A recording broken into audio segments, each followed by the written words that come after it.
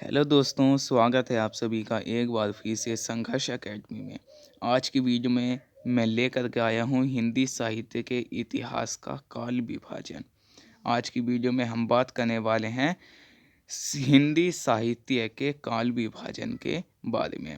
हिंदी साहित्य का जो इतिहास था उससे किन किन समय सीमाओं के अंतर्गत डिवाइड किया गया है और उन्हें क्या क्या नाम दिया गया है, उस सब के बारे में हम आज चर्चा करने वाले हैं। ठीक है, तो वीडियो देखने से पहले सबसे पहले वीडियो को लाइक कीजिए और चैनल को सब्सक्राइब कर दीजिए, जिससे कि हमारी आने वाली हर वीडियो का नोटिफिकेशन सबसे पहले आप लोगों तक पहुंच सके। हिंदी साहित्य के इतिहास का काल विभाजन, ये यूपी बोर्ड एग्ज़ाम 2025 के लिए, जो कि 10th और 12th का होने वाला है, बहुत ज़्यादा इम्पोर्टेंट है।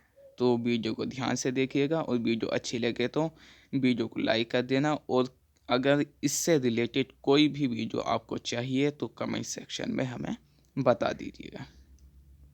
तो चलिए बात करते हैं हिंदी साहित्य के इतिहास के काल विभाजन के बारे में।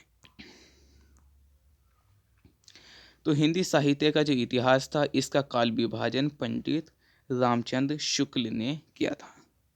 ठीक, तो ये नाम आपको ध्यान रखना है। काल विभाजन किसने किया था? पंडित रामचंद्र शुक्ल ने किया था। शुक्ल जी द्वारा जो निर्धारित काल विभाजन है वो नीचे दिया गया है। क्या है? नंबर 1,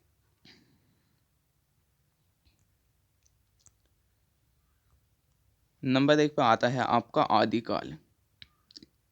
आदिकाल जिसे हम वीर गाथा काल भी कहते हैं। ठीक है, आदिकाल या वीर गाथा काल, इसे इन्होंने संवत 1050 से विक्रम संवत 1375 तक माना है। ठीक है, 1050 विक्रम संवत से 1375 विक्रम संवत तक जो काल है वो है आदिकाल, यानी कि वीर गाथा काल। इसके बाद 1375 से शुरू होता है आपका पूर्व मध्यकाल, जिसे भक्ति काल भी कहते हैं। ठीक है, पूर्व मध्यकाल जिसे भक्ति काल भी कहते हैं, ये 1375 विक्रम संवत से शुरू होता है और 1700 विक्रम संवत तक चलता है। ठीक, 1375 विक्रम संवत से 1700 विक्रम संवत तक चलता है आपका पूर्व मध्यकाल, जिसे भक्ति काल भी कहते हैं।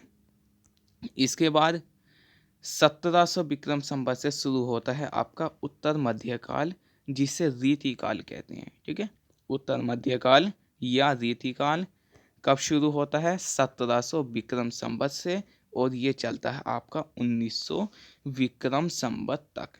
ठीक, 1700 विक्रम संवत से 1900 विक्रम संवत तक चलता है आपका उत्तर मध्यकाल, यानी कि रीतिकाल।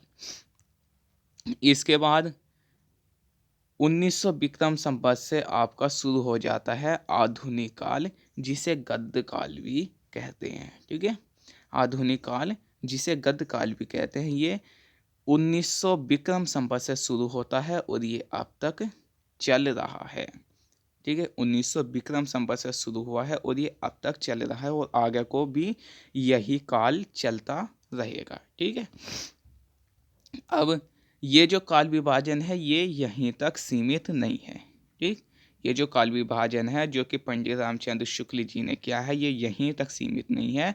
इन्होंने आगे आधुनिक काल को भी कुछ समय सीमाओं के अंदर डिवाइड किया है, तो आगे उनके बारे में चर्चा करेंगे हम। सबसे पहले हम बात कर लेते हैं ये जो काल थे, इनके प्रमुख कवियों के और उनकी रचनाओं के बारे में। इनके प्रमुख कवि और उनकी रचनाओं के बारे में सबसे पहले बात करते हैं हम आदिकाल की। आदिकाल, आदिकाल के प्रमुख कवि एवं उनकी रचनाएं कौन कौन सी हैं? ठीक है, सबसे पहले नंबर 1 चंद्रवरदाई। चंद्रवरदाई, इनकी रचना क्या है? इनकी प्रमुख रचना है पृथ्वीराज रासो। चंद्रवरदाई की प्रमुख रचना पृथ्वीराज रासो। फिर आते हैं आपके नरपति नाल, इनकी सबसे प्रमुख रचना है विसलदेव रासो। इसके बाद आते हैं अब्दुल रहमान, इनकी सबसे प्रमुख रचना है संदेश रासक।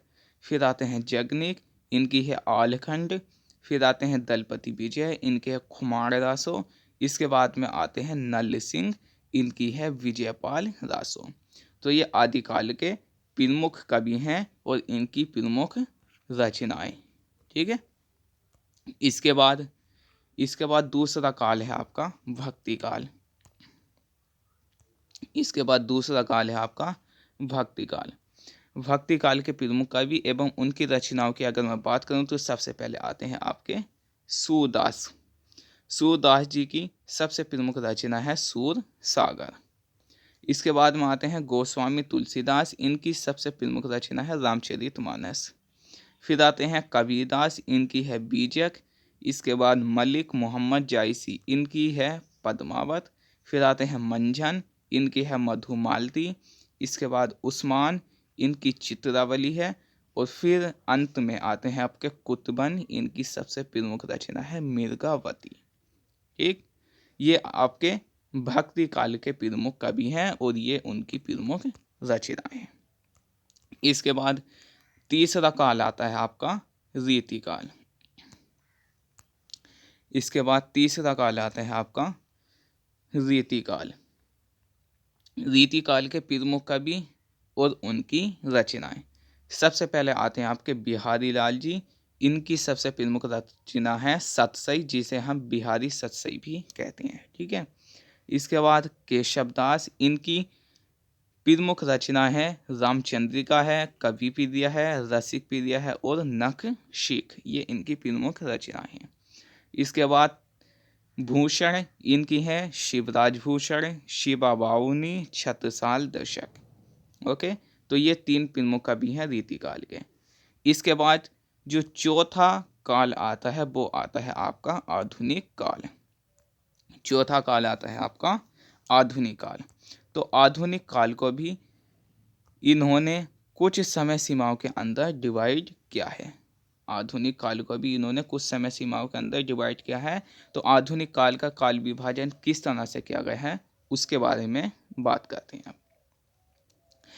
आचार्य रामचंद्र शुक्ल ने आधुनिक काल का प्रारंभ 1843 ईस्वी से माना है, जो कि संवत में अगर हम बात करें तो ये बैठता है आपका 1900 विक्रम संवत। ठीक है, 1900 विक्रम संवत। लेकिन जो अन्य अनेक विद्वान हैं उनकी सम्मति से इसका प्रारंभ माना गया है 19वीं शती से। ठीक, अन्य विद्वानों की सम्मति से इसका प्रारंभ 19वीं शती से या 19वीं शती के मध्य होता है। आधुनिक काल का जो उपविभाजन है वो इस प्रकार किया गया है। ठीक,